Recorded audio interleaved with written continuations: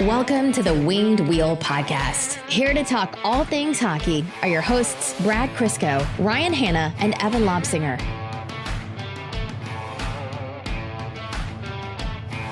So I got half the conference finals right. But the problem is the two conference finalists that didn't make it, that were on my bracket, were also my cup finalists, which typically bodes poorly for predictions. One of my cup finalists is alive, so I've got that going for me. Your Tampa dream? I wouldn't call it a dream, but picking them every year to go to the finals until they actually friggin' do something. I mean, I've had Tampa to win the cup all year, and then right at the playoffs I waffled, and I think I picked Colorado. Did I pick Colorado? I know I had Tampa, Colorado in the final, but either way I doomed Colorado, and I don't feel bad about it. I had Vegas, Philly, so I'm 50% still. Still better than our qualifying round predictions. Those were rough. Oh yeah, those were bad. When the Islanders first won something after Tavares went to Toronto, and it had nothing to do with Toronto when they won, but they still threw a big thing. They're like, "Suck at Toronto, suck at Tavares, we don't need you." I was like, yeah, I get it. I mean, I think it's a little stupid, but I get it. And then they kept doing it, and I was like, all right, guys, very clearly you're not over this, so just let it go. You're actually embarrassing yourself. And then with this last series win, I was like, you know what? Good for them. Gloat all you want. Like, absolutely gloat all you want. None of this is a fluke. You've earned every step of this. Good for you. Yep. They have won more series in Toronto than Toronto has. It's amazing.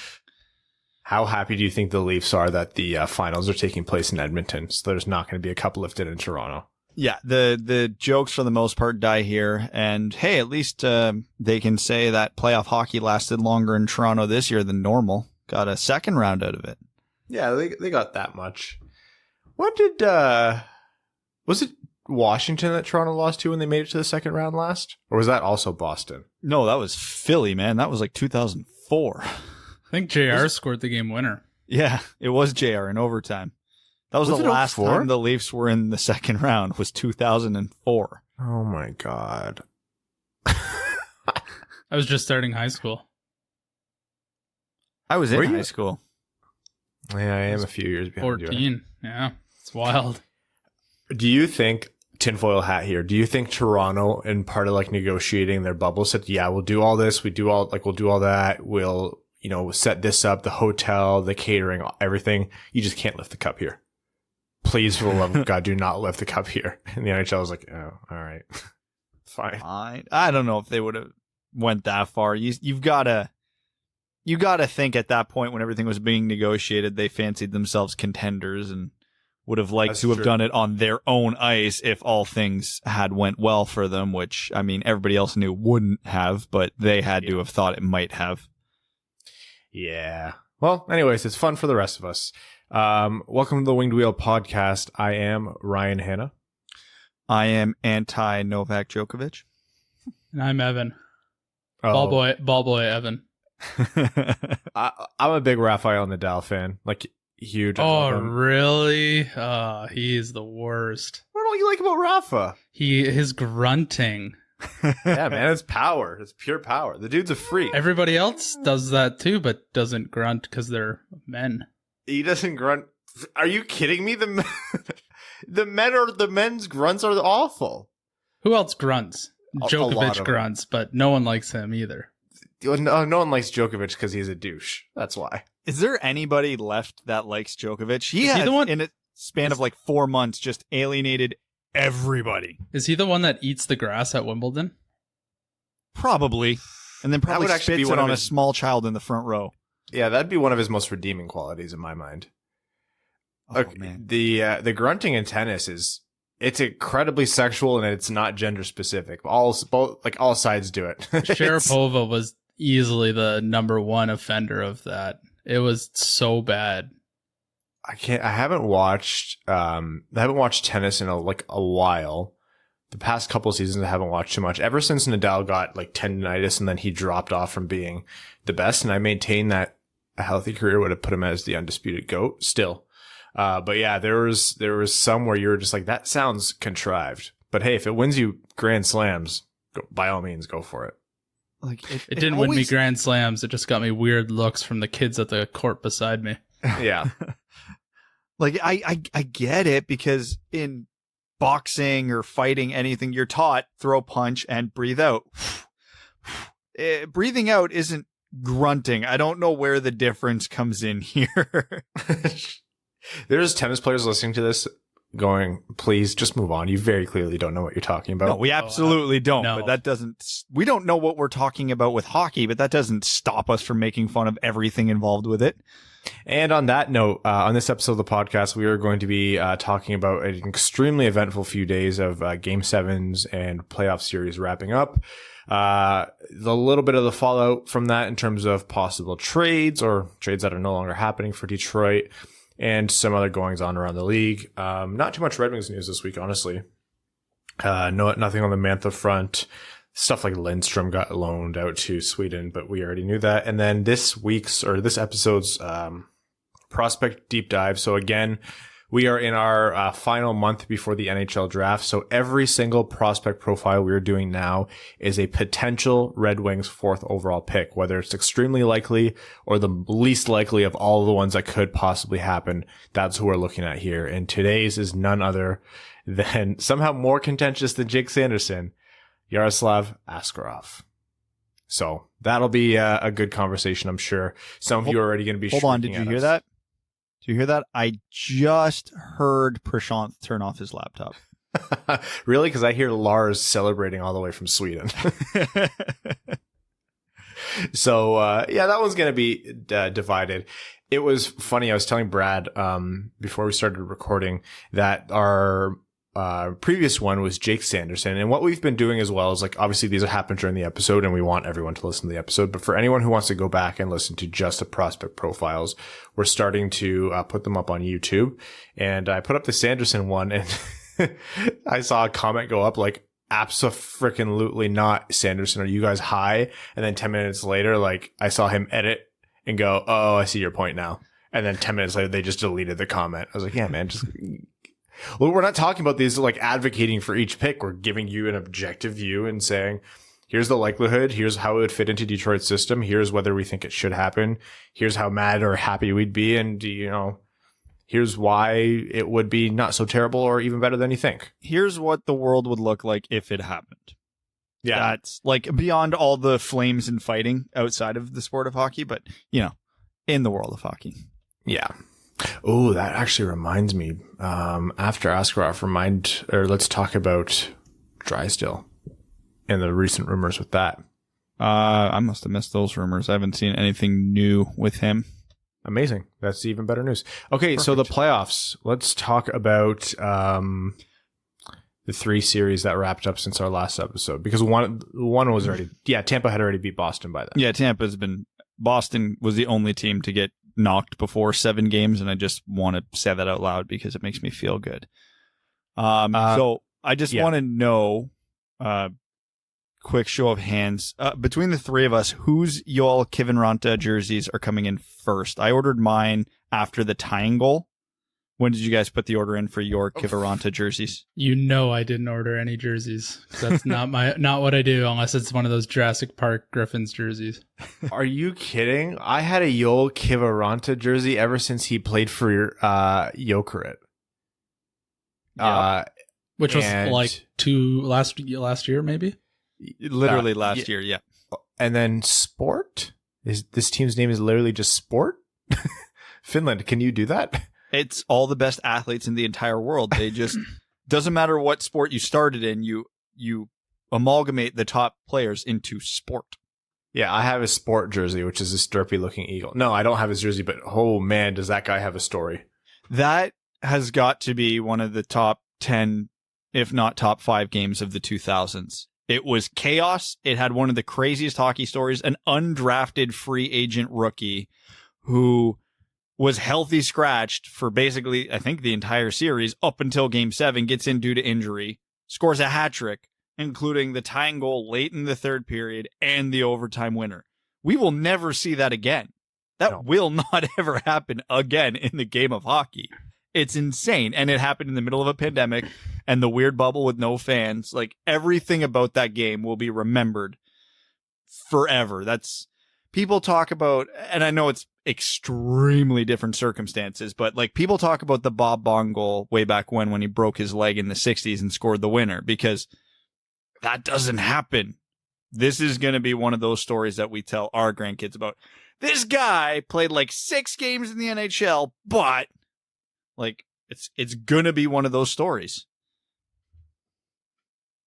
My thing with that game is, how fantastic was it? Like, look what you just described. There's no part of that game that failed to deliver.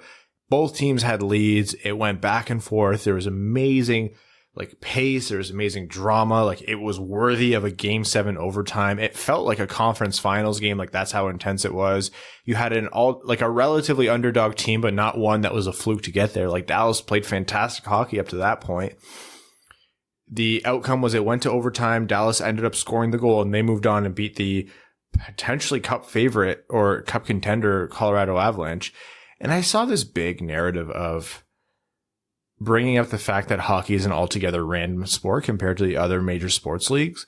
And it was brought up in a negative connotation. And I was like, whoa. Look, all of us on this podcast attribute a lot of merit and weight to analytics, and we attribute a lot of merit and weight to the fact that hockey can produce a lot of random outcomes. But it's not random like someone rolled a dice. Like, yeah, there's puck luck and there's bounces and things like that. But I think a lot of that randomness is derived from the fact that, yeah, one guy who mathematically wasn't doing this at all this series just worked his absolute ass off, put himself in the right place at the right time, and delivered. It sounds so cliche, but wanting it more and having the drive and digging in and finding another gear that you didn't have up until that point is a difference maker in the playoffs. And that's what I love about the NHL playoffs. You can't quantify that. It's hard to put that on paper, and I don't blame anyone for that. But that makes a huge difference. That's what the playoffs are about. All bets are off. Once you're in, it doesn't matter if you're the 16th seed or the first seed. You dig in like it's 0-0 at the start of every period, and you have just a right to win that game as the other team. Sound like Ken Holland. Yeah, I'm just looking for the pay cut. Just get there. Yeah. But it's funny, too, because it wasn't a fluky game for Kiviranta either. You referenced analytics. You look at his underlying numbers for that game. He was a force. He was one of the best players on the ice. So it wasn't just like he tipped in 3 shots or one bounced off his ass in front of the net. No, he had 3 very nice goals, had a very positive impact on the overall game, not just those 3 moments, and came out of nowhere to do it. Like, It was, I mean, there was what? Colorado took the lead with like 4 minutes left. Dallas tied it 10 seconds later. Like, crazy. The game's bonkers. Backup goalie against a third string goalie. Gotta love it. Like, yeah, sure, people who wanted Colorado to win are going to be disappointed, but for the most part, fans of hockey should be looking at this and saying, wow, if a top team is going to go out, this is the way to do it. Like, they just got beat by a team that worked their asses off and played better hockey. That's it. One of the hottest teams right now. Yeah, 100%. And like, Brad, you brought this up previous episode. Dallas is one of the lowest scoring teams in the league before the return to play. It's because they weren't playing Kiviranta. Yeah. But imagine being Dallas, though, a Dallas fan in that overtime, remembering that they got knocked out in the second round in a game 7 overtime last season to the team that won the Stanley Cup. So again, they're in the same situation this year with a team that's maybe the favorite for the Stanley Cup going, no, it can't happen again. They were probably expecting to lose just because of that alone. Oh, I know. I would have been. I know I watched the 2013 playoffs, but like, I have no idea how I survived. I've got none. Landeskog being out was a big blow to Colorado, but altogether a well-deserved series win for Dallas.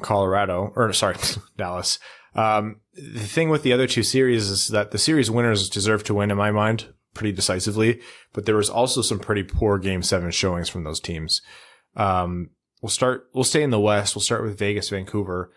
For all Vancouver was hyped to be, the critics of the team didn't end up being too incorrect here. Like, yeah, the stars are going to be stars and they're going to be flashy, but at some point you need people other than them to contribute and to play meaningful hockey. You need to roll 4 lines and 3 deep pairings at some point in the playoffs to win 16 games, and Vancouver was just completely outplayed in my mind. They had 1 goal outside of their top 6 the whole series. Yeah. You're not winning with that, no matter how out of his mind the goalie is playing, which, by the way, RIP to the Demko to Detroit chances. That he went on one of the craziest stretches in playoff hockey history. He went 98 shots without a goal for a stretch there, and went 1-1 in that time. Yeah. I'm sorry, if your goalie's saving that many shots and you're not winning both those games, you don't deserve to win the series. No, Demko put on an all-time performance, a literal all-time performance. Robin Lehner was also at the top of his game. He had the save of the playoffs in Game 7 when it was tied late in the second. Didn't face many shots. I think Vancouver mustered, 16, 17 shots in Game 7, but Lehner got them all, so you can't fault him for that at all, which makes it all the more confusing why Marc-Andre Fleury is starting tonight, but I don't get that. Who knows? Maybe Leonard tweaked something in warm-up that we don't know about. I don't know. It's stupid. Alan Walsh must be doing backflips or trying to figure out how to delete tweets. I don't know. If Vegas loses tonight, that's an all-time dumb decision. But either way, Vegas was absolutely dominant. Demko has the most goals saved above expectation in these playoffs now, and he played 3 games. Mm-hmm. So let that one sink in. That's a cumulative stat. It's not an average. That's not a per game stat. That is total. Vegas was that dominant and Demko was that lights out. So that series probably should have ended in 5 or 6 games. They made it to 7. Ultimately, the better team went on, and now I'm fully on the Vegas bandwagon for the Cup. So I apologize to them losing out in the conference finals because I can't have happiness or nice things. Yeah, there was some really good clips when they panned to Thatcher Demko, and he looked exhausted. He looked like a guy who's played 5 years straight without a break. He looks so tired, but yeah, he was unreal, and pretty much the only reason why Vancouver really hung around in that series, because by all rights, Vegas was the better team almost every single game. Speaking of Vegas, remember when Anaheim had to protect Kevin Bieksa because he had a no-move clause in the Vegas expansion draft, and they wanted to keep Sami Vatanen and Josh Manson, so they literally gave Vegas Shea Theodore so they would take Clayton Stoner? Oopsie. This is why I don't think a tangent here, because I've seen a lot of people angry again because Vegas is good and was given an unfair advantage in their opinion in this expansion draft, which is garbage. If everybody just did the expansion draft straight up, you're taking the 11th best player off each team. So I don't think they have an unfair advantage. They were built to suck, but stupid GMs panicked and did stupid things. They literally have Riley Smith, Jonathan Marchessault, Shea Theodore, and Alex Tuch because other teams wanted to protect players that weren't really worth it. They tried to do big brain moves, and try to outsmart everyone else, but they're just like, all right, well, it didn't work out. It was a lot of the decisions that Florida made, where you just gift. They think in the moment that that's their future, where they just don't see it. Not that really any of us. Well, there were some obvious mistakes, but whoopsies on the Shea Theodore one. This is why Seattle won't be as good as Vegas, because teams won't be this dumb the second time. They're just going to be like, here you go, take your pick and let's move on. Wait, what do you mean you're giving up your a top 6 forward? You can't. Yeah, just take him. Just take him. He makes too much money anyways. We can't afford it. Or if the teams want to do this, the cost to do it will probably be lower because teams will be like, listen, we'd like to protect this guy. If you want to take a 2nd round pick, we're happy with that. But if you don't, you're taking whoever you want to take. So, because again, teams probably learned their lesson. The flat cap made it a little more interesting. So Seattle has that advantage going for them. But again, I can't see the teams being that stupid again. 2 things. One, Vegas has victory flamingos, which should be fun, but pisses me off because they should have just been to the Las Vegas Flamingos.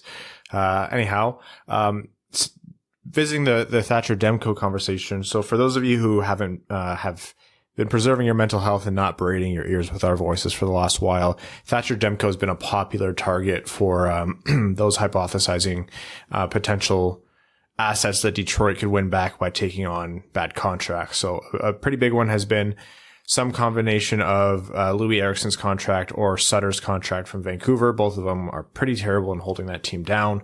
In exchange, Detroit somehow manages to weasel out Thatcher Demko. So for those of you who are like, that wouldn't be worth it, we don't even know that he's good. Well, there you go. And we've been saying recently, like, Vancouver might not be want to let go of him. Like, they might not be too easy to let him loose because the price might be too high. And I don't know, Jim Benning's weird, man. Like, I don't know how he would value those contracts against Demko. And then I've never seen a goalie's already high stock. Like, I think he already had a high price. I've never seen a goalie's price skyrocket so quickly in the span of like 4 games. Oh, it is. It's now Detroit to get Demko would likely have to give up a good asset on top of taking one of Vancouver's awful contracts, which I don't think is something Steve Yzerman wants to do. That being said, depending what that asset is, I mean, you still got to consider it because holy crap, there's no arguing this guy's talent anymore. He's got franchise goalie potential. Whether or not he puts that together for 50 to 60 games a year is still a question mark. He's by no means a guarantee, but it's there. The talent is there. The potential is there, and there's no debate on that. It's just a consistency question with him, and Detroit doesn't have a long-term answer in net. So I'm not going to say the Demko to Detroit rumors are dead or should be dead, but in terms of how that trade is structured has now vastly changed. Yeah, and again, the same point I just made. Jim Benning's weird. You don't know how he's going to value Demko. He might still want to let go of him. Like, Vancouver lost the series, and they would have probably advanced way further. Like, they advanced on the backs of their stars, and yeah, that's how you want your team to generally be built. But you need the foundation beneath them and the depth beneath them to not completely suck. And when you're spending $25-30 million on like 4 or 5 pretty meaningless players, all things considered, that's where you're holding your team back. And you run the risk of wasting prime years of Quinn Hughes and Elias Pettersson, and if Thatcher Demko comes to form and you already have a star in Jacob Markstrom. Like, you need to figure that out now. And their contracts are coming up. You build a winning team, a winning culture, and you can point to those guys and say, like, hey, I know you guys want a lot of money, but you're young, you're playing well, you'll have your whole career to cash out. Take a little less now, buy into the team and the system, come home with a couple cups. But they look at, Sutter and Eriksson and freaking those 3 or 4 guys that they, like Beagle, the guys they signed for like $3-4 million each. Like, they're going to look at those guys and be like, nope, I won't be making anything close to what they make. I want my money. And you won't have room to pay them what they want because you're stacked up on replacement level players. And let's not forget, Elias Pettersson and Quinn Hughes are still on ELCs. Yeah, it's about to be pricey in Vancouver. Hey, but living there isn't cheap. It's very expensive to live in Vancouver. Also, imagine, but on the plus side, on the bright side, imagine being in a situation where, if not for injury, you had a goalie this year who should have probably been arguably the front runner for the Vezina, maybe in Hart consideration, and right now you're in a position to go, you know what, we don't even need to offer him a contract. Just imagine how nice that would feel. Be like, oh, if Markstrom comes back, great. If we need the cap space, we could just not sign him, and that's also fine. Is Toronto going to trade for Thatcher Demko? No, I think Toronto's going to probably angle the more established option. My without going too far off the side, my gut feeling is Toronto's going to see what the goalie market looks like and try to get a guy like Braden Holtby on a 2 or a 3 year. Or they can get former Toronto Maple Leaf Robin Lehner back. Toronto legend. Yeah.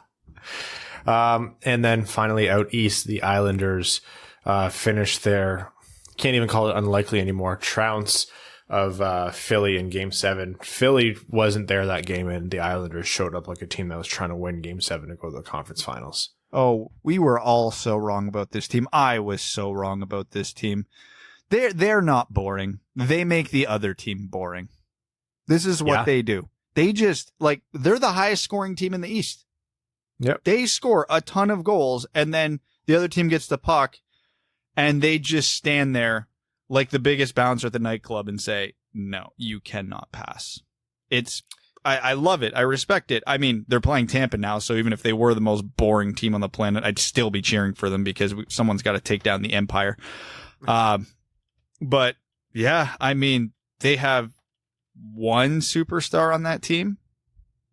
I don't know if there's anybody else on that team you could even classify as a star, and they're 4 wins away from the Cup Finals. It's crazy. In pretty decisive fashion. Yeah, it went to 7 games with Philly, but Philly had to bust their balls to even get there. They had to have an overtime winner. Well, for perspective, if those were considered regular season games in the 7-game series against Philly, the Islanders would have been on a 7-game point streak because every Philly win was in overtime. Yeah. Every one. The Islanders did not lose in regulation in 7 straight games to the Flyers. That is dominance in a 7-game series. The one interesting thing I saw between this series and the one against the Capitals were just how non-interested the Islanders make teams look. But that's just how good they are playing a team game. Like the last game against Washington, there was a little bit of lack of effort from Washington, but it looked like one team was playing in the playoffs and one was still, gearing up for the playoffs. And last night, once again, Philly, they tried, but it honestly looked like they couldn't generate anything. It's what happens when you have no room to skate. Imagine you're a player like Travis Konechny, excellent skater, plays very fast, can't take 3 steps without running into an Islander. It happens. It's remarkable how good of a coach Barry Trotz is. He just has this team fully bought in to the perfect system, and they're doing everything right at the right time. Again, I still not betting against Tampa because, I mean, we've seen their roster, Jesus Christ. But if there's any team that can stop them, it's the Islanders. And the Islanders are actually the 3rd highest scoring team in the playoffs, and they're the highest remaining. I think they're the highest in the East. They got crazy. Over 3 goals a game right now. It's crazy. It's unreal what the Islanders are doing. The Islanders have Matt Barzal on an entry-level contract, and their most valuable, best value contract is still Barry Trotz. Yeah. Oh, aside, just a quick tangent, because I've seen this in my mentions 100 times over the last 6 months. The Red Wings are not offer sheeting Matt Barzal. Stop it. He'll sign for 6.5 on that offer sheet, right? Yeah, 100%. And the Islanders won't match, and all we'll have to give up is a couple 2nd-round picks. It'll be fine. People are going through phases with those. I don't mind those questions, honestly. It's fun to hypothesize, and it's never truly impossible. And Steve Yzerman is a little bit of an unknown. He's not afraid to get a little bit off the board to do what he wants, but still, the progression with those ideas that come up has been really funny. There was a long time where people were not letting go of the fact, or not coming to terms with the fact, that the Red Wings were no longer a desirable location to play hockey because the team was bad, really, really bad for some time now. And so they're like, yeah, if, hypothetically, Torrey Krug takes a discount, you're like, why would Torrey Krug take a discount to play here? He's not. He's not going to the Sun Belt, and he's not going to a good team. Literally no player, Red Wings included, have any reason to take a discount in Detroit right now. And then now they're getting to the point of they're proposing these deals, but then they propose fair market for them. And I'm like, that's better, but you're still not getting it. Detroit will have to pay extra. Detroit is paying a premium on top of the UFA premium. It's going to cost too much money to bring them here. If you're Matt Barzal and the Islanders are offering you 9 and the Red Wings are offering you 10.5, what are you picking? That's a coin toss. Think about that. I'd go to the Islanders and be like, hey, Red Wings offered me 10.5. If you come to 10, I'm saving you $500,000 a year. I'll do it, and we'll make some kind of concession later on. I'll give you the option in the last year if you want. Yeah, and we'll take out the signing bonuses. It's fine. Yeah. Well, I mean, players see how valuable those are now, so maybe they won't do that. But yeah, we probably do have to have the long UFA talk on this episode soon because of all the Torrey Krug crowd, the Alex Pietrangelo crowd. They're coming back in full force lately. And again, one of those things, I'm just tired of explaining exactly what you just said. A, Torrey Krug is not coming on a 3-year contract. He literally said so himself. And B, the Red Wings, it would be an awful, just terrible hockey decision to give either of those guys premium money for anything north of 5 years, which is what they're going to want. And hey, like, it's not to say, like, yeah, we absolutely guarantee this will or won't happen. We're just explaining to you why the parameters and the circumstance makes it extremely unlikely. Like, if it happens, we'll be surprised. Yeah, if I get a notification on free agency day, Torrey Krug signs with the Detroit Red Wings, 7 years for $7 million per year, I will not be happy about it. Not that I would be entirely surprised, but I would look at that and go, that's a bad move. Yeah, there'll be a small, very small window in there, maybe in years 3 and 4 where I can go, okay, those 2 years might make sense, but then you're eating 5 years on it of just first couple of years. Well, we're bad, so it doesn't matter. And the final few years on both of them are probably going to be a disaster. So it is what it is, but just tangent over. All right, so we got the conference finals set up. Let's talk very quickly here, Conn Smythe leaders. Do we just pick one from each team? Because some are very obvious, some are not so obvious. I say pick one from the West and one from the East. Okay. I think the one from the West is pretty obvious right now. I don't see a world where, all things being equal, it's not Miro Heiskanen right now in the West. Really? I'd say Is he not leading the playoffs in scoring as a defenseman? He's definitely leading their team. I know that. Yeah, he's been. I would say if I had to pick one player out of every single player left in the playoffs right now, it's probably Heiskanen. Yeah, he's the highest remaining scorer in the postseason. That's a good point. I probably didn't give him enough credit against Shea Theodore, but I really think Shea Theodore overall. Oh, whichever team comes out of the West, those are going to be the two favorites. I mean, maybe we might still want to give it to McKinnon, honestly. Truly, can we say no to Demko right now? Right. After just those games. Statistically, I love me a good defenseman Conn Smythe winner, though. Oh, the bingo cards, everyone. There it is. There we go. Out. Why is that, Ryan? You know, I played defense. And strike that one off, ladies and gentlemen. All right, jerk. Who's your guy out of the West, Evan? Miro Heiskanen's been unreal. I would, if it can't be him on Dallas for some ungodly reason, I would maybe think Anton Khudobin. He would be a natural pick if not number 2. I really like Mark Stone's game right now in the playoffs for Vegas. He'd be a good pick. Shea Theodore, obviously, as well. Those would be mine out of the West, I think. So you guys on YouTube are going to notice that we switched order on the screen here, and that's because Brad decided to just pull his router out of his wall and disconnect his internet. So when you gotta go, you gotta go. Gotta come up with whatever diversion you need. We taught him not to do that anymore. Anyhow, Eastern Conference Conn Smythe favorites right now. Barry Trotz. Shit. Again, I'm wrong. Possibly consensus, but Braden Point's probably the leader here. I don't even know if I'd pick him from Tampa. Really? Yeah, not to feed into your narrative, but Victor Hedman's been real good. Maybe I was just baiting you into say that. It's Hedman or Point in the East for me because again, it's a compliment to the Islanders, but they don't have one guy standing out at all in any way. Barzal maybe. Anders Lee's had a pretty good playoffs, but for the most part, even Josh Bailey's had a really good playoffs, but they've been doing it as a collective. Tampa not as much, but they're superstar driven, but a couple of their superstars have been there. I think right now I put Hedman at number 1, but I could, if someone came over the top of me and said, nah, it's Braden Point, I wouldn't really argue. Yeah, it must be real tough having a guy, a Conn Smythe level defenseman, a Conn Smythe level forward, and a Conn Smythe level goaltender. Tough times. What's that world like? Please, Stevie, let that be our reality soon. We don't even have one of those positions at a Conn Smythe level.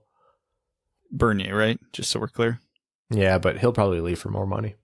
Good chance. Honestly, Yeah. good chance. Well, it depends how the contract dominoes fall in the goaltending carousel this summer. If we're lucky, there's a lot of long-term deals signed. Not as lucky for Bernier because less openings next summer, but Yeah. you never know. Okay, some quick news around the league. Arizona. News about them being late on contract bonuses as small as like 50 grand. Whoa. Yeah, bad news for that. Also, they're interviewing for their new GM, and Pierre Maguire's been interviewed twice. Let me be clear on two things here. One, I really, really, really want this to happen because one, just out of a sick, morbid sense of curiosity, I want to see how this would go. And two, it means I don't have to listen to him on my broadcasts anymore. So that's a win-win in my book. So he's my favorite to land the Coyotes job. The slow cleansing of the NBC broadcast has been fantastic. Please keep it going. Through avenues where no one was really surprised, but no one would have predicted. Love the idea of Pierre going, so we don't have to see him. I have absolutely no hope that he'd be good. He was a train wreck when he was a GM before. Akin only to one Mike Milbury. I don't know. I get that people like him. Like, I will not, pretend that he isn't a fantastic hockey mind in terms of just knowing, like, he's an encyclopedia for players and where they came from. And he has that knowledge to a freakish level. Like, he's a savant. Do I agree with what he thinks about the game and the way he would run a hockey team or how he chooses to use his voice on a broadcast? No, not at all. It's extremely grating. So yeah, I hope he gets it. And it would continue the circus that has been Arizona for the past while. Yeah, Maybe just because he can spew off a bunch of knowledge about, the cereal Jordan Tutu had when he was 6 years old doesn't make you a good people manager. No. Yeah, that was his biggest knock back in his Pittsburgh and Hartford days was apparently he was just a humongous asshole to everybody around him, which is why he had to leave the coaching/management circle in the NHL. But maybe if we get lucky, or the league gets lucky, that hiring Maguire will be the final nail that puts the final nail in the coffin of the Arizona Coyotes, and they move to somewhere where it isn't just constant problems. Like, I'm not usually pro move a hockey team because even the smallest market has a ton of fans. But when was the last time there was peace in Arizona? Like, when can we accept it's just not working? Whether that's because of ownership or the arena location or the less than stellar attendance. Like, I do not remember in my life a point where we could go at Arizona and go, oh yeah, they're doing fine.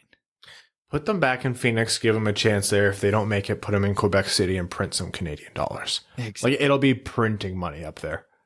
Yeah, 100%. Rejuggle the conferences, divisions, however you have to make it work. Send Columbus to the Central. I don't care. Just, it's exhausting. And I don't even like the Coyotes. I'm not even attached to them in any way. It's just exhausting. I don't actually want them to move. I never want to see a team or a fan base lose their team. They just need to make it work. I'm worried that COVID is going to make it worse for them, because if there's not a lot of money in hockey in Arizona right now, and the economy's tanked and still recovering, and they're especially not going to have money in Arizona, the league might pull the plug. They might say, like, look, we would have been able to keep this experiment alive because it's worthwhile to have hockey in the desert, but for right now, we literally cannot afford this. We cannot justify to the other 31 teams, or like even look at Vegas and Seattle, saying you guys had to pay $500 million and $650 million respectively to enter this league just to keep this pre-existing team alive who realistically shouldn't be there anymore. again, I don't want it to happen. I think hockey in Quebec City would be fantastic, but I do not want Arizona to go. Like we've said it before, hockey in the desert's what produced Austin Matthews for this league. Like expanding the game is good for the game, but I see some circumstances shaking out here unless a lot of things go right for them. And again, I think moving back to Phoenix it would be proper.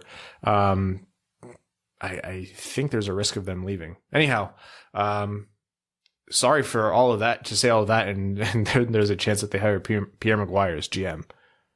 Hysterical. I just love it. NHL brass, NHL hire execs will literally never learn, for better or for worse. No, never. Same storyline every time. Okay. Let's get into this episode's major prospect profile. Again, as I said before, we have begun our analysis of every realistically possible Red Wings 4th overall pick. So we've been doing prospect profiles for first, second, third round guys.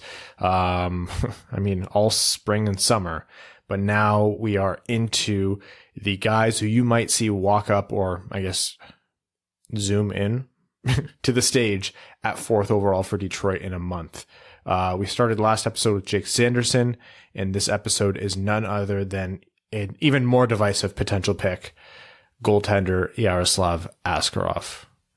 Brad, you take the first blow. So let's look at the optimistic upside here. When was the last time a goalie got drafted in the top 5 of an NHL draft? If you don't want to look it up, it was 2005, and that goalie was Carey Price. Yep. I don't think there's a single Montreal Canadiens fan out there who would say that didn't work out very well. So and I am not. Before that, was it Brad? Before that would have been Marc-Andre Fleury. Exactly. So a couple of good goalies. Do you want me to keep going? Rick DiPietro. Nope. Stop. No. All right. So for the most part, it works out all right. So it's also the most important position in the game of hockey. But as Prashanth will beat to death, it's also the position you don't want to overpay because lots of guys can do it adequately.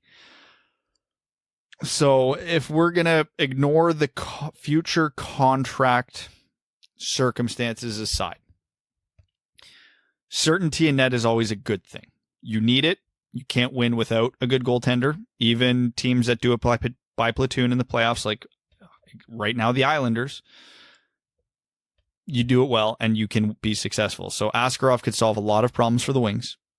They don't have a great option in the system right now. Yeah, we still have hope for Philip Larson and Keith Petruzzelli and Jesper Eliasson. We're not giving up on these guys.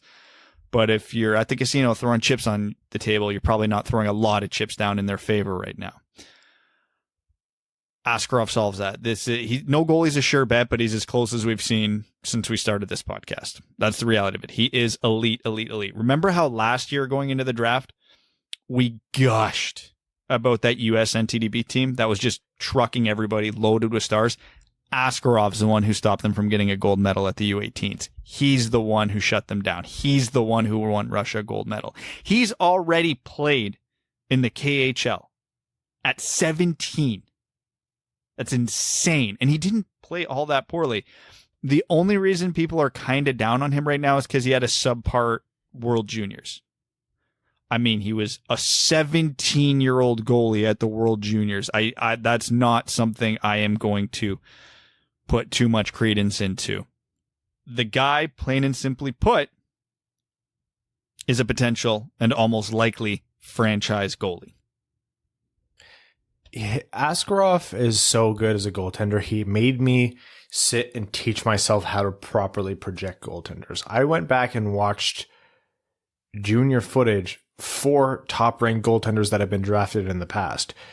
Admittedly harder to find because it doesn't happen a lot, but that should also lend credence to what Brad said. If it's not happening a lot and you look at the situations where it did happen, there's probably good reason for it. There's probably good reason for it now.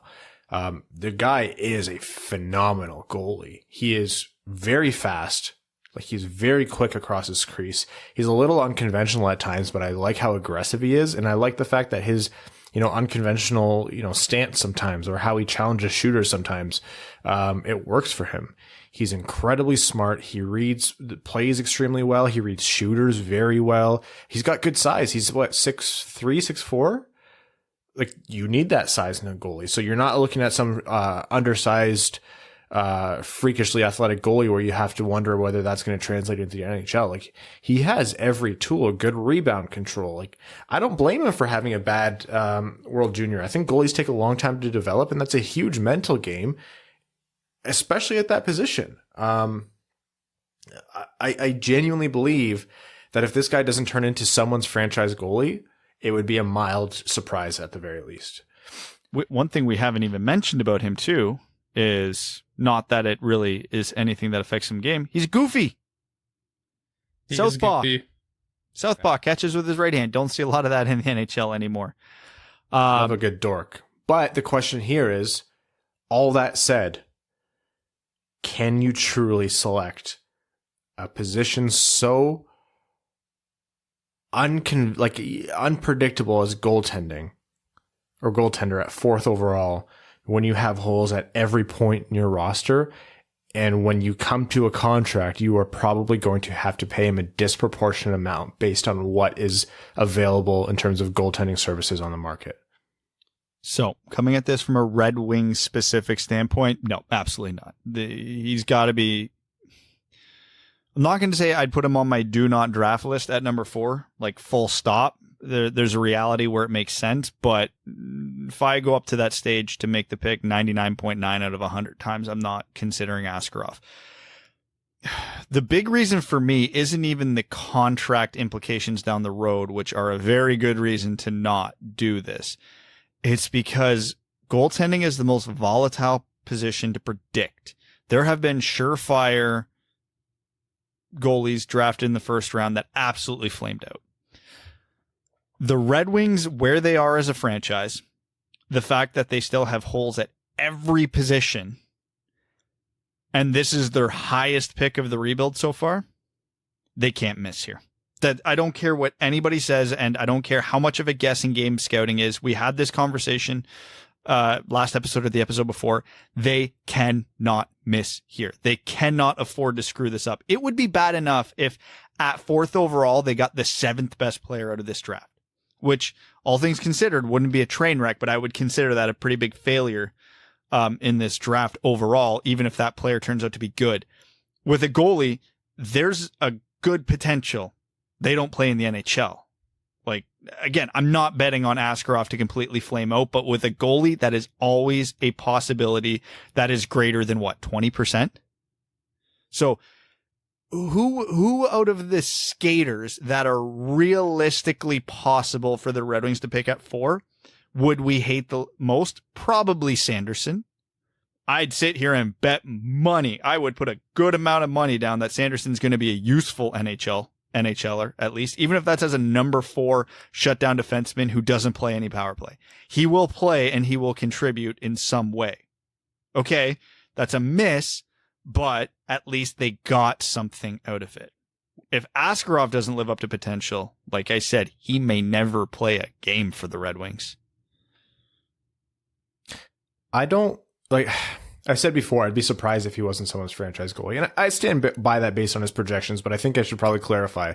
We're talking now about that position is unpredictable. And I think it is. I think we can say that Askarov is likely to be a good goalie, but you can't take that ultimate gamble when you're already too many years into a rebuild that's way too far behind.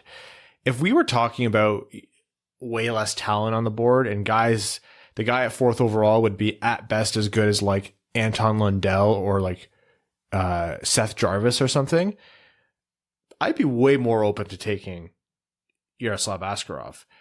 Picking Yaroslav Askarov right now would be, in my mind, akin to how I felt emotionally at the time as to when Detroit took Moritz Seider. Not exactly the same circumstance. I think Seider would still have been a bigger reach in terms of like the amount of talent you're selecting at your position, but still it was a guy who is unlikely, but you were reaching because you wanted him and you thought he was important for the future and you really identified that position of need. Here's another thing. You can't win hockey games. You can't make the playoffs, and you can't win a Stanley Cup if your entire team is bad except for your goalie.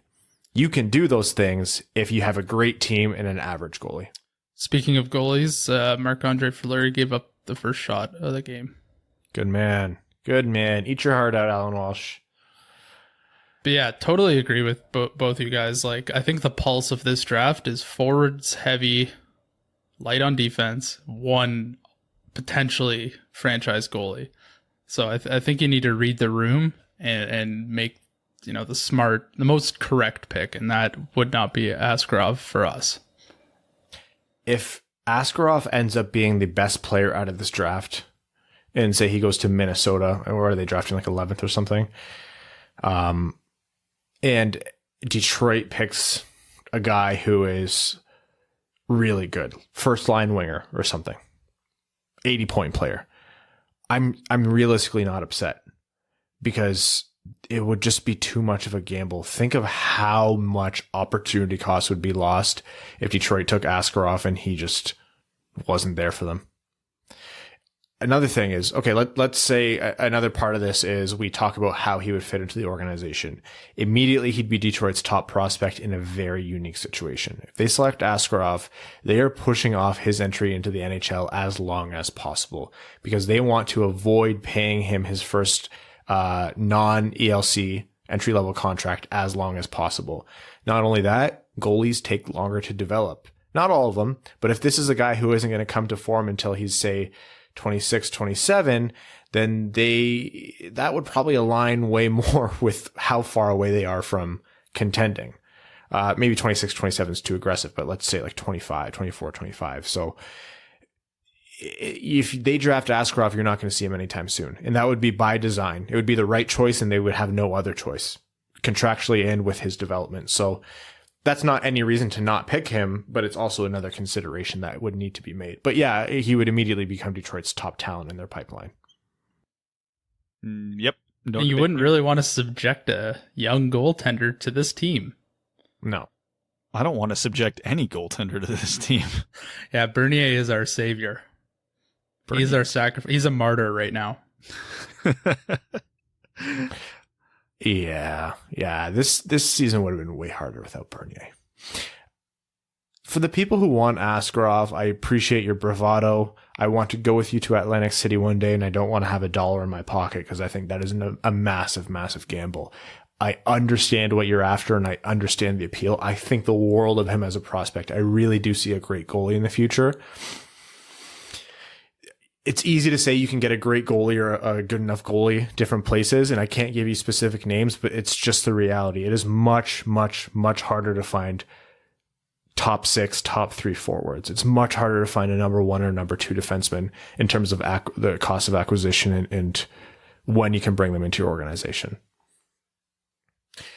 In terms of likelihood, rough percentage, how likely would you think that it would, how likely do you think it is that Yzerman walks up and takes Yaroslav Askarov?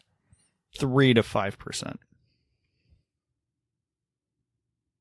Oh, I don't even know how you really can quantify it. It's less than 10% for me, but I have no real reason why I would think that. I think there's so many better forwards than to take Askarov with the 4th overall pick. It's tough. You're right. It's tough to quantify. I'd probably say the same thing, like 5 to 10%. But if there's a twist thrown in here and the Red Wings are going off the board, it's going to be Askarov. I'm convinced. Askarov actually has 3 arms. Only Steve Yzerman knew that, so that's why we picked him. The other one is it sticks straight out from his back, so people don't see it because they only look at him head on from the camera. If you turn a little bit, you can see the fingers flapping around behind him. It's kind of like a then that would make sense. I would be perfectly okay with with the Red Wings taking him at 4th overall. And that's the difference a good GM makes. That's all scouting right there, you know? Oh, yeah. I don't think it's likely, but I have this feeling in my stomach where if the Detroit goes off the board, it's not going to be Sanderson. It's not going to be, Holtz. It's not going to be anything like that. It is going to be Askarov. It's going to be full balls to the wall. Yep. I thought we needed a franchise defenseman last year. We took one. I didn't give a shit what his draft ranking was. Yep. We need a franchise goaltender this year. Yep. I took one. I don't give a shit what his draft ranking is. I won't call it likely, but if there is a twist, I think it'd be Askarov. That would be a bold new world. Emotionally, angry, upset, happy, shocked, but you'll go with it. Where would you land? Nervous. Yeah. Again, nervous because I'm a proponent usually of the boom or bust prospects, swing for the fences. I mean, in the Sidney Crosby draft, the next best player to come out of that draft was Carey Price. So there is a reality here where Askarov is a top 2 player in this draft. Again, contract implications down the road, be damned. But if you get a top 2 player out of this draft, you're happy no matter what the outcome is. But man, you could get this could be Carey Price or this could be Chet Pickard. Everyone knows goaltenders are voodoo, and that's for good reasons and bad. It just feels like the pick is way too valuable to spend on a goaltender when you can take swings at later drafts or free agency and potentially get your starter there, like teams have shown recently. I don't know. I completely the words came out of my mouth about how good Askarov could be, but I just can't get on board with it. I won't be upset. It's not my job to be doing this again. We're talking heads, but at the same time, even worse than how I'm looking at like Trevor Zegras right now, as opposed to Mo Seider, I will be glaring at all of the forwards Detroit could have taken while Askarov is developing, and it will be painful. Anxious, nervous is a good way to put it. That would put that would be sticking your neck out like nothing else a GM has done coming into an organization. That would be a big boy play. Yeah. That is balls to the wall. I don't care what you think. I'm going to be right, and you're going to like it in the end. Move from Steve Yzerman. I don't think it's likely, but that's just where I'd land. Okay. That is a prospect profile on Yaroslav Askarov. Again, we're going to be doing these every episode, so stay tuned for more. Some other quick news. JD Burke on Vancouver radio mentioned that he's heard rumblings of LA potentially taking Jamie Drysdale 2nd overall. Yeah. Normally I don't put too much credence in rumors like this, but JD is the guy who nailed Mo Seider to Detroit last year. Like, oh boy, that is best case scenario for me.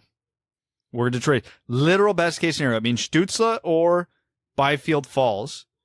It pulls the temptation from Detroit of taking Drysdale. Not that Drysdale's a bad player, but I've made my thoughts on that pretty clear over the course of this podcast to this point. Oh my God. Please let it happen. Let it happen. That would be unreal. I hope JD's right, but here's the thing. We're still a month out from the draft. Even if they're leaning that way now, things can change. But that's a wrinkle I didn't see coming. I think it's good for Detroit 2 different ways. First, if they take Drysdale, one of Byfield or Stützle falls to Detroit. Huge win. 2, even if they don't take Drysdale, it's maybe getting Ottawa to look at taking Drysdale 3rd. Because if Drysdale's getting 2nd overall hype, he's not falling to 5th overall. And I know the very online Senators fan base is looking at a Stützle / Byfield and Lucas Raymond picks 3 and 5 haul, which would be absolutely unreal. And also what they should do. I think they have to consider GMs think much differently historically, and they put a high premium on the top defenseman available. So Ottawa's probably trying to come away with Jamie Drysdale in this, especially after losing Erik Karlsson. They're trying to come away with Jamie Drysdale. So I don't know. I see it more and more likely that one of Byfield or Stützle falls. I would say at this point, I definitely think it's more likely than I thought it was 5 minutes ago. I'm still not putting those odds crazy high. I still think it's more likely than not Byfield and Stützle are both gone for the Red Wings pick. But what did I give that? Like a 20% chance the last time we talked about this? Maybe that's a 30-40% chance now. I don't know. Imagine Byfield falls and we still pick Perfetti. Oh my God. Yeah. Yeah. You think me turning off the draft last year and walking into the lake was bad? This will be a Patreon exclusive, dude. I don't know if I could do I don't know if I could do the podcast. Like our plan is to do podcast preview episode. We'll watch the draft. We'll watch the second round of the draft, and then Sunday immediately we're probably going to record in the morning for you and have the podcast review episode out. I don't know if I'd be able to do that episode for a week after if they pass on Byfield. I'm letting myself imagine Byfield falling, and if that happens and Detroit walks away from Byfield, I think I would actually puke. It makes me want to puke just thinking about it. I'd walk to your house, Evan, and puke. We can puke together. Just to puke together, yeah. Be like that scene from Family Guy where they all drink Ipecac. I don't recall that, but I can imagine it'll be like you and I puking together. Yeah. Anyhow, let's not get too far ahead of ourselves. Again, this is all pure conjecture, and at this point, we know Byfield and Stützle are very, very likely to go in the top 3. But still, this is the kind of fun speculation I like to see as a fan of a team that's picking 4th overall, and as we need more of it. We need more things to mud the water. Hey, I think people should be looking at Drysdale 1st overall. I'm just saying. Me too. Absolutely. No one skates like him, except for Lafreniere. No. Anyhow, we'll keep tabs on that, and of course, prospect profiles of both those guys are to come as well. So, should we get into overtime? Sure. Overtime it is. This is a weekend episode of Overtime, so we are going to start with Patreon, where their comments get read out on air as our way of saying thank you for supporting the show. We are going to begin with Dylan Krill, who says, hey guys, who are your favorite goalie prospects in this draft, and when is the earliest you would think about taking them? Thanks. Obviously not counting Askarov, I would say Blomqvist or Dawes, and I would say with our 3rd second round pick. Yeah, I really like Nico Dawes. There's a lot of Canadian bias in there, of course, and Brad has since convinced me that using the 3rd second round pick might not be a bad idea on him. This next comment is from Formula One driver Alexander Albon, who races for Red Bull. He says, hello, Ryan. It is I, Alexander Albon. I see that you're not a fan of me being in the Red Bull seat, and I'm here to tell you to shut up. Sure, I haven't won any podiums in F1, but that's not my fault. Lewis personally bitch slapped me out of 2 potential 3rd place finishes.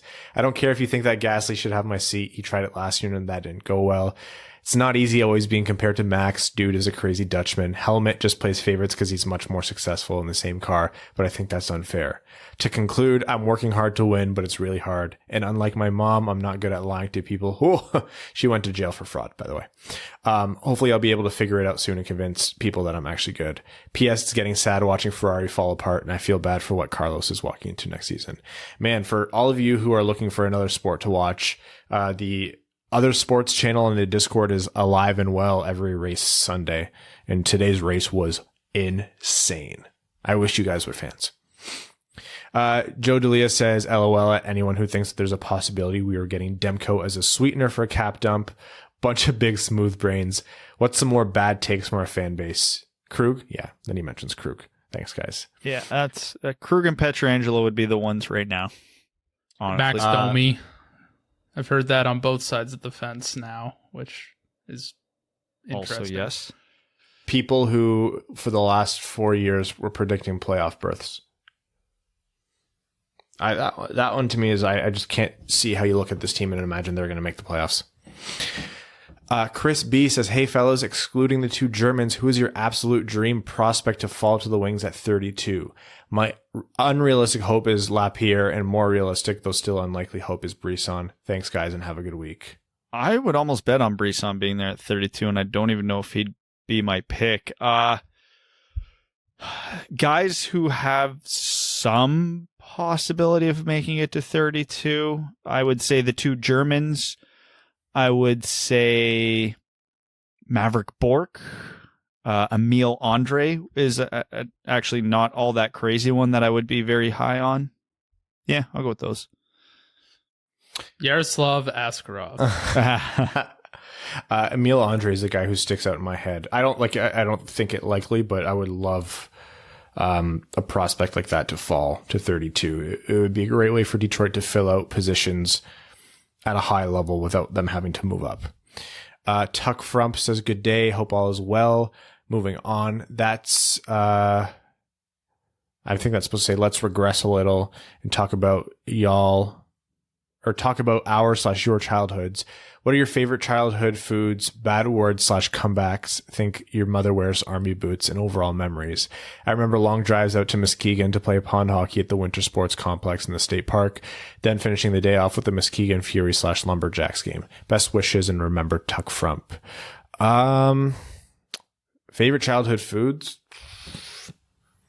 I've always been a poutine guy from day one. Sugar. That doesn't matter. In any form. Sugar. That does not surprise me knowing Brad. Oh yeah, I like from the ages of like 13 to 19, I just lived on cereal, chocolate bars, and Coca-Cola, honestly. But I also, leading into my one of my favorite childhood memories, in the summer would play road hockey with my friends. Almost no exaggeration, from like 9 or 10 a.m. until 6 or 7, sometimes even when the streetlights came on. It was insane the amount of road hockey we would play. Any hockey tournaments growing up? I loved hockey tournaments. Staying in a hotel, mini sticks in the hallway, that kind of thing. Parents hammered as hell in the hallway. Oh yeah. Hope Robot says, hey guys, I was surprised to hear your consensus opinion that the Avs/Wings rivalry is no more. As a Detroiter who recently moved to Denver and attended the game at the Pepsi Center in January, my impression is that their fan base's antipathy towards the Red Wings still runs quite strong.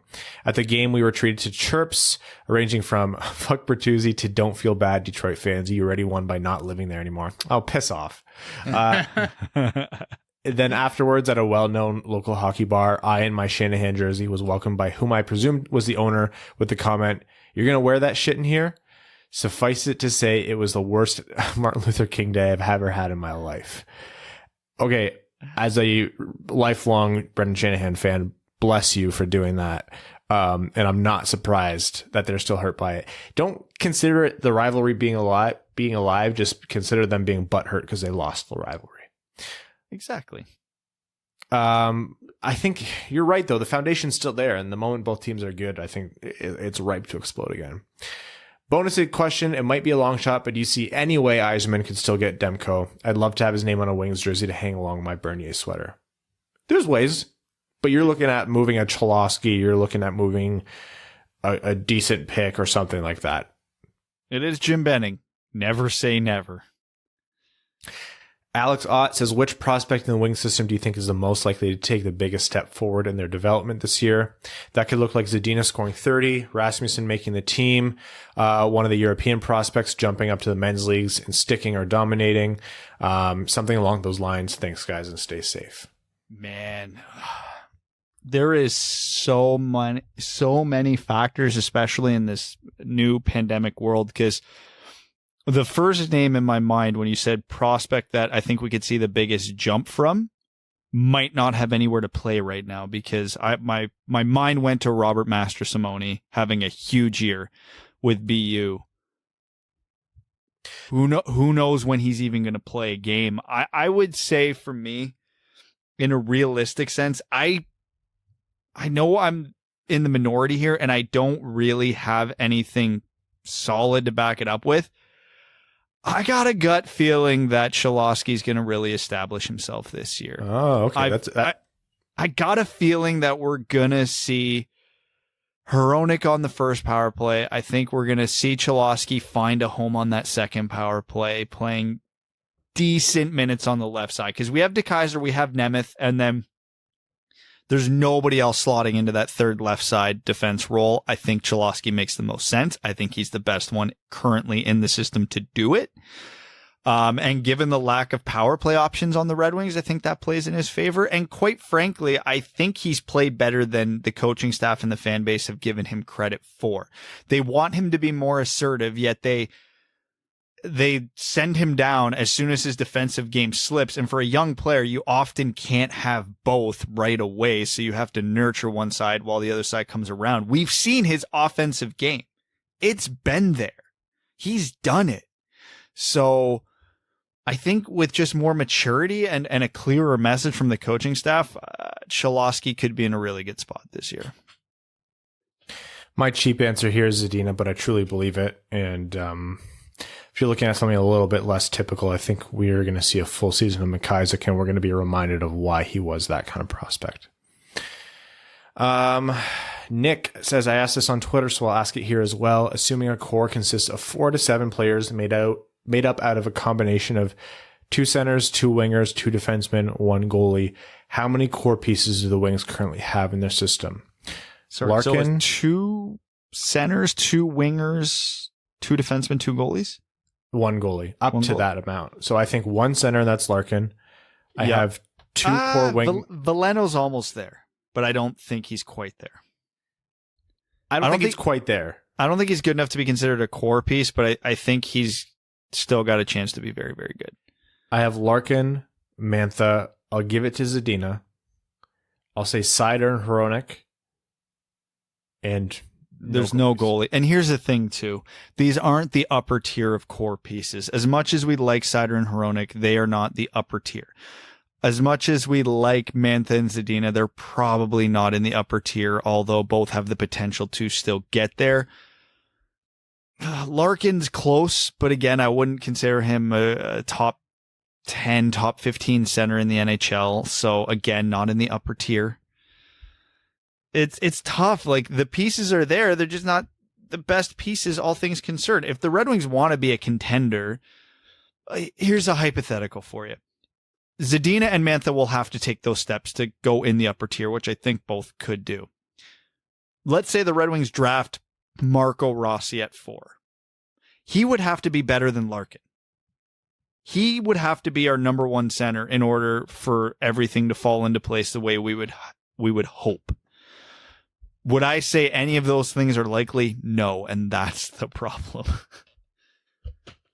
Yeah, it's difficult because you don't want to drag those guys down because they could still progress and get better. But like you said, Brad, this isn't exactly like this team has an established core and they're primed to jump into contention. There's a long way to go, and we might not think of a lot of these guys as core pieces down the road.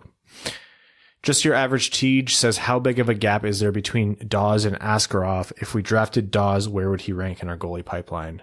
If we drafted Dawes, 1. Gap, large. Just in terms of certainty, large. Yeah, honestly. Goal Spaghetti says, good day, Duds. Isn't it great to see Rob Kopshow's 2 favorite remaining teams make the conference finals? We all know he's a diehard Pointy D's fan, but his recent comments seem to spur the No Tavares team to victory over our beloved Orange Wings. Speaking of Tavares, he is clearly a burden to any team he plays for and will further the curse of the 1967s for the remainder of his contract. In light of the Snow Waves' unceremonious departure from the playoffs, I'm going to give you all a preview of my soon-to-be released hit single, Bye Bye Nathan McKinnon, which is sung to the tune of Bye Bye Lil Sebastian. Cop Guy and Golf Guy get the lighters out as Prick Guy is going to sing the chorus, which goes like this. Bye Bye Nathan McKinnon. Yo. I have losing in the saddest fashion. Why do you have a lighter? I have a candle behind me. in your basement. Yeah. Bye, Nathan McKinnon. You can keep talking. I'm just singing to myself. Okay. Yeah. True to me being on brand. It's the Howie's wax candle, so it smells like that really good hockey wax. So now my whole basement smells like this. Were for your Ouija board. That's off screen. It can be multitasked. Yeah, I really like that, and I actually had to remember how the Bye Bye Little Sebastian went, but for those of you who haven't watched Parks and Rec, amazing show. Jersey time, rank the home and away jerseys of the remaining teams in hockey, in the hockey Super Bowl playoffs. Stay fresh cheese bags. Home jerseys. Vegas, Islanders, Stars, Lightning. That's not even hard. Same order for away jerseys. Yeah. Chris Smith says, just wanted to say thanks for all the Lucas Raymond porn last episode. It's actually a large amount of something says, hey guys, just checking in to make sure anyone who pronounces plethora wrong gets a proper amount of crap that they deserve today. Not knowing how to pronounce trebuchet is forgivable since no one's used one in like 8 centuries, while I encounter a plethora of plethora every week. Enjoy the rest of the holiday weekend, boys. Brad, is that your ghost account? No. Chris Smith says, just want to say thanks for the Lucas Raymond porn last episode. One prospect I was really hoping he would mention was Topi Niemela. I see so many positive reviews on him and I don't really see it on the ice. I don't think you guys ever did a prospect profile of him, and I'm guessing you're not going to, but could anyone explain why he's getting so many good reviews? He just reminded me of Drysdale if Drysdale was worse at hockey. Also, Thomas Grice posted the meme of Ralph Wiggum saying, I'm helping, and now I really want the Wings to sign him. Yeah, that was great. I don't know too much about Topi Niemela. I remember looking into him a little bit. I'm not over the moon about him. I don't think he's a bad prospect, but he doesn't exactly jump into mind as a player to be super excited about. He's Jared McIsaac if McIsaac skated better. That's and not that much ahead of him, honestly. Where's he ranked? Like he's ranked pretty firmly in the second round. Round, yeah. Most places I look, that's where he is. Like good. I see him as a good offensive guy, but I didn't see a lot from his defensive game. I don't know.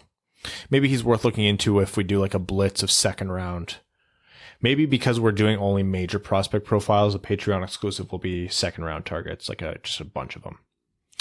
Joseph Fournier says, hey there, fellas. Drafting Askarov at 4th would be a mistake given the other talent available, as well as the advice of Yoki Nevalainen last week. I repeat, if Nico Dawes is there at 56, Stevie Y should drag and leap to the podium to call his name. Also, don't sleep on Keith Petruzzelli. He was team MVP last year for Quinnipiac, and he makes him a threat for the Frozen Four this coming season. The Wings want him to continue to develop at his current pace to avoid a Larson-like setback. After his rocky first season, he switched majors from biomechanical engineering to a much easier degree, and his play started improving instantly. Yeah, engineering is fucking hard, man. Can't imagine doing anything else besides school. He's been on a very steady and promising incline since, posting a 2.01 goals against and a .920 save percentage, 21 wins, 34 games. At this rate, it's expected he starts in next season in Grand Rapids. Goalies are voodoo, but his rate of improvement to his current level of play is noteworthy. Evan, 69, and great point about Nashville. Oh, hey, Pointy D's just scored. There you go, Brad. Stay fresh, cheese bags. All right, we got a little bit of time here. Got to wrap up soon, unfortunately. Some time for some Reddit questions. Toph Daddy says, boys. What kind of return do you think we can get for the Turris contract? Their first rounder this year looks great given how deep the draft is. Would you be comfortable taking on the full $6 million, or would you expect Nashville to retain some of that? So the buyout price, which it's been rumored in multiple places that Nashville might do that, is I think $2 million per season. So if you can get Nashville to retain that, but for half the time period, I think you could get away with it. I don't know if you'd get their first round pick if you did that. I think in a perfect world, the minimum I would require if I were Steve Yzerman to do this would be for Nashville to retain 1.5. So they're still coming out ahead on the salary cap in terms of term and dollars. And I would expect the first round pick back because you are taking on 4 years of Kyle Turris at $4.5 million at that point. And as much as I think Kyle Turris coming into Detroit right now is the no-brainer second line center for them right now, it's still a problem contract when the Red Wings are expecting to turn it around. Now, Turris, I don't think will be a problem player in that time because I don't see his cliff like Franz Nielsen's, but that risk is there. So the return has to be pretty sizable. And where's Nashville picking? 13 or something like that? Yeah, around there. 13th in this draft could be quite the haul for Detroit. The fact that it's 4 years left at $6 million per year, right? That's what it is. Yeah. I would need at least a first. If it's the full price, I need at least a first, and I'm probably asking for something else as well. If it's a full price, there will absolutely need to be another asset in there. Maybe take one of Nashville's prospects, like maybe a Tolvanen reclamation project or something like that. I don't know, but Sorry guys, I don't have time for too many more today. I'm in a little bit of a bind here. Evan, pick a number between 1 and 6. 6. Okay. Commander Rex 19 says, is there a commentator whose voice you find iconic? Not necessarily the best, but someone you hear and you get all the right hockey feels. Don't know the broadcast situation in Canada, but in the States, as someone who started watching hockey in the late 2000s, I listened to Doc Emmerich call a lot of amazing playoff games. Every time I hear the guy, it triggers something in my brain and I get even more excited about whatever I'm watching. Thanks for all the great content and keep up the good work. Also, Ryan, today was the first F1 race since Austria where I felt something, and now the Lions have Adrian Peterson. Wacky day and a wacky year. Yeah, today was very 2020. Bob Cole. Yeah, Cole is a good one. No debate for me. It's Bob Cole. Honorable mention to Jim Houston for me. Gary Thorne is one that a lot of people will pull in their memory quite a bit. Doc Emmerich gets some flack. I like him. Me too. I think he's done a good job as well for the most recent, not the most recent, but yeah, late 2000s. Are we talking local broadcasters or national? Anyone. Rick Jeanneret? Yeah. How do you say his last name? Jeanneret. Like that guy. Okay. Kalanin says, hey guys, I appreciate the quality content in case people don't tell you enough, but waiting for the craziness to end so I can comfortably become a Patreon supporter. Hey, we appreciate that. The kind words are just as valuable for us because Brad and Evan don't say nice things to me. In the meantime, here's hoping you see my question. What do you guys think will be the first offseason move we make, trade, or sign from outside, and when? From outside? Backup goalie? Yeah, UFA goalie. Something weird like a Frank Kuz or something. I don't know. Yeah. Also, P.S. I'm not really sure Evan exists. All right, Brad, I'm not asking Evan anymore. From 1 to 4. 4. You piece of shit. DHO 41 says, if you could dispense one condiment from your belly button, unlimited supply, which would you choose? Oh my God. If it's not ranch, you're not trying. Oh, you're going to waste that on ranch? Frank's Red Hot Sauce. Oh, that's a good one. Frank's. I wasn't even thinking about that. That's a good one.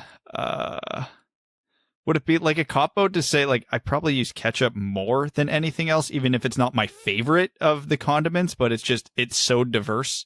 It's just useful. Maybe and I don't use condiments like a ton. I'm that guy. I generally like my food plain. So yeah, I think I'd probably just go ketchup for when I do need something. Yeah, we know you're a guy who likes your food plain, and Brad, everyone could have guessed that about you. Oh, I know. I'm a monster with food. It's fine. But I'm not Travis Yost, so I've got that going for me. When Brad tried 5 gum for the first time, he thought it was too spicy. Mint is just cold spicy. On that, we're going to wrap up this episode of the Winged Wheel Podcast. Sorry for any of the questions we weren't able to get to, guys. Thank you to all of us. Yeah, thanks to us. No, thank you to all of our listeners, all of our supporters, our name level Patreon sponsors. These are the people who are behind the Winged Wheel Podcast. The septic tank of that bitch, Carol Baskins, Greach, Jeremiah Dobo, Arjun Shankar, Jake Kiefer, 2020 Sucks Sweaty Balls, Andrew Bohan, Scott Martin, Jacob Turner, Matt McKay, Craig Kibble, Brandon M., Matthew M. Rice, Luke Johnson, Kalen Wood, Hassam Al-Qassem, Charlie Elkins, Han Ali, Obi-Wan Kenobi, Trevor Pevavar, Alex Ott, Ashley Van Konik, Chris Frank, Connor Leightonen, Matthew Keeler, Simon Anderson, Antonio Gracias, John Evans, Quaz, and Stan Olson. Thank you guys. We will see you midweek. Take care. Thanks for tuning in to the Winged Wheel Podcast. Be sure to check out wingedwheelpodcast.com, where you can subscribe to the show on iTunes, Spotify, or wherever you get your podcasts. You'll also find links to other ways to support the show, such as Patreon, official podcast apparel, and more. And don't forget to follow the show on Twitter at Winged Wheel Pod. And of course, the hosts at Brad Crisco, at Ryan Hanna WWP, and at Hockey Town Evan.